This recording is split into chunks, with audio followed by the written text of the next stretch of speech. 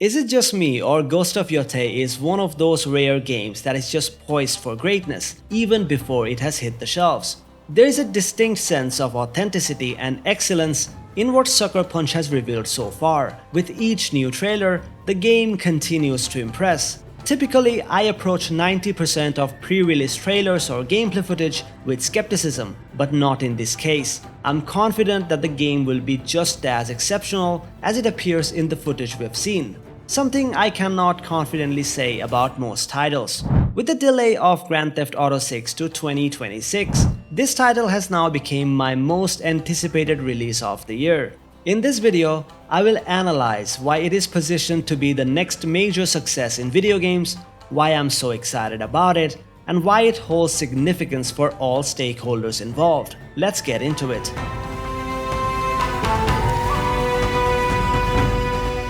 If you're not living under a rock, Ghost of Yotei, of course, is a sequel to Sucker Punch's 2020 magnum opus, Ghost of Tsushima. We move away from the island of Tsushima and visit 300 years into the future to Mount Yōtei, this time in the shoes of Atsu. Much like Jin Sakai, she is fueled by a deep desire for revenge, this time against the Yotei 6, for what they did to her family. It is fair to say that this game has a great deal to live up to, and with that comes the necessity of setting itself apart. I believe Sucker Punch is making a conscious effort to differentiate this installment by introducing a new protagonist. Bringing back Jin Sakai would have been the safer, more easier choice, but they took the harder route. While I personally appreciated Jin's character in the original game, I also felt his arc concluded in a satisfying and definitive way, leaving little need for further exploration. However, distinguishing Yotei as a new experience will remain a challenge,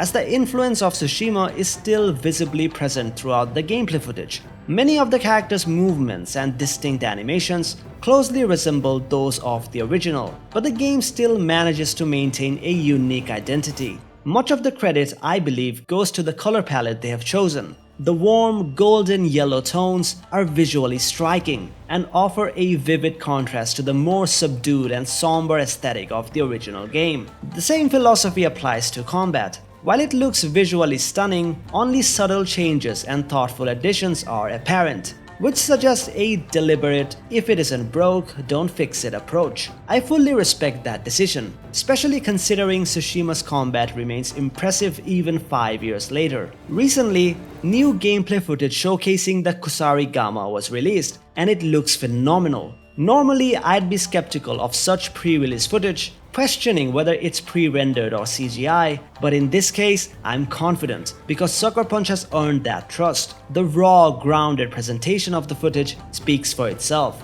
Speaking of refining the existing formula, this is where the magic will happen in my opinion, and this is where my excitement lies.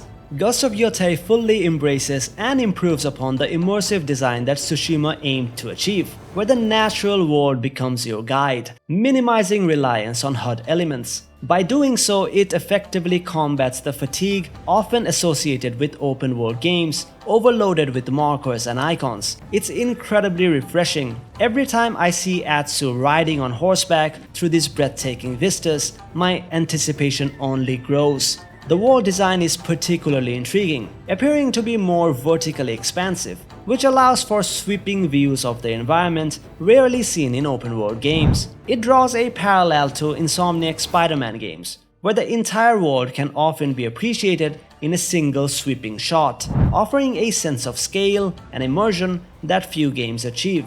Furthermore, the absence of traditional open-world clutter enhances immersion, with Atsu's spyglass acting as the elegant bridge between the player and the desired destination. I do find myself wondering how much of the stunning backdrop is actually explorable. Will it be possible to ride all the way to Mount Yōtei? Because that's undoubtedly the first thing I intend to do.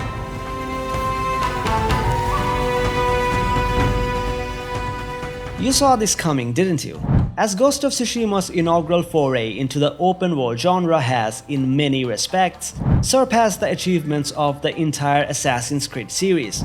This comparison is now a natural one. With the exception of the parkour mechanics, I fully concur with this assessment. When one considers that there are 14 Assassin's Creed titles that have yet to perfect Ubisoft's design philosophy, Tsushima's success in its very first attempt is nothing short of remarkable. The perceived mixed reception of Assassin's Creed Shadows earlier this year has created a favorable market for Ghost of Yotei. This environment could allow Yotei to capitalize on a significant advantage and attract players who were let down by the recent Assassin's Creed title. The fact that 3 of my own friends, who are AC fans, skipped Shadows specifically to play Ghost of Yotei highlights a significant trend. Players are burned out on the traditional AC formula and are actively seeking something new. I can say with my eyes closed that Ghost of Yotei is poised to be a superior title to Assassin's Creed Shadows. The developers' focus on a more immersive and less overwhelming setting of Japan has the potential to address the open world fatigue prevalent in modern gaming and capitalize on the core appeal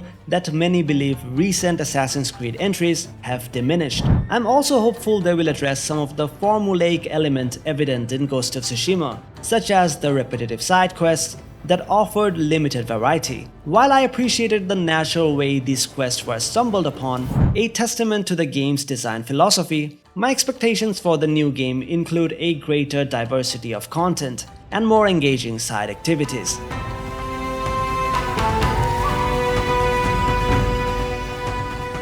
Okay, this is a big one. The hype for Ghost of Yotei is off the charts in the PlayStation community, and it's for 2 major reasons. First, it's the sequel to one of the best games on PlayStation from the last generation. But just as important is the state of PlayStation itself. Things have been a little quiet lately, so this game is exactly what fans are looking for to get excited again. It's truly wild when you stop and think about PlayStation's first-party output this generation and how much it has fallen behind the PS4's legendary run. I mean, we are honestly swimming in remasters and remakes, and the sequels we have gotten for some of their biggest IPs feel less like a generational jump and more incremental. What's even crazier is that so many of them are playable on the older console, which takes some of the punch out of having a new system. Not to mention, big studios like Naughty Dog and Rockstar Games are completely absent this generation so far. Now, don't get me wrong, it hasn't been a total wasteland. We've gotten some fantastic games here and there, Astrobot, which I think is a masterpiece, and it was my personal game of the year in 2024, no question, but let's be real, a game like that, while brilliant, isn't for the masses. When you look at titles like Spider-Man 2, which had a pretty mixed reception, or the newly released Death Stranding 2, which just doesn't have the broad appeal to ignite the mainstream, you can feel the absence. There's a real hunger out there for a PS5 exclusive that captivates everyone, and based on what we've seen, Ghost of Yotei is the perfect game to fill that void and get fans truly excited again. So here's my big prediction. This is a very subjective take, as I'm fully expecting Ghost of Yotei to hit huge numbers, both in terms of sales and review scores. All the reasons we've discussed, the PlayStation fanbase craving for a major new hit, the general burnout on other open world formulas, and the legacy of the first game are going to come together and make this a massive success. This game isn't just a sequel, it's exactly what the market is waiting for, and the land is laid for Sucker Punch to reach greatness. As we are now just over a month away from release, I would be interested in hearing your thoughts on Ghost of Yotei. Do you agree with my perspective, or do you believe my expectations are way too high? Let me know in the comments below. And if you enjoyed this video, please consider subscribing. I'm trying really hard to get to 1000 subscribers, and your support will mean a lot to me. And as always, thank you for your time. Rakzplayz signing off.